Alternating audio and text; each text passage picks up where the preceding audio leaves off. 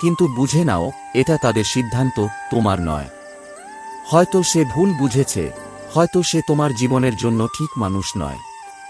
যাই হোক না কেন, তুমি থেমে যেতে পারো না। এই মুহূর্তটাই তোমার জন্য একটা সুযোগ, নিজেকে নতুন করে গড়ার, নিজের স্বপ্নের দিকে আরও শক্তভাবে হাঁটার। তুমি কষ্ট পেলে সে ফিরে আসবে না, বরং তুমি যদি হাসতে হাসতে নিজের উন্নতির পথে হাঁটো, একদিন তারা অবাক হয়ে দেখবে তুমি কতটা বদলে গেছ। মনে রেখো, যে মানুষ সত্যিই তোমার হবে, সে তোমাকে হারাতে চাইবে না, আর যে চলে যায়, তাকে ধরে রাখলে শুধু তুমি পিছিয়ে যাবে। তাই সময় নষ্ট না করে বই পড়ো, নতুন কিছু শেখো, শরীরচর্চা করো, আর নিজের কাজে মন দাও। তোমার প্রতিটা সেকেন্ড তোমার ভবিষ্যৎ গড়ছে। আজ যারা তোমাকে ব্লক করেছে, আগামীকাল হয়তো তারাই তোমার সাফল্যের গল্প শুনতে চাইবে। তাদের জন্য নয়, তোমার জন্য জিতো। কারণ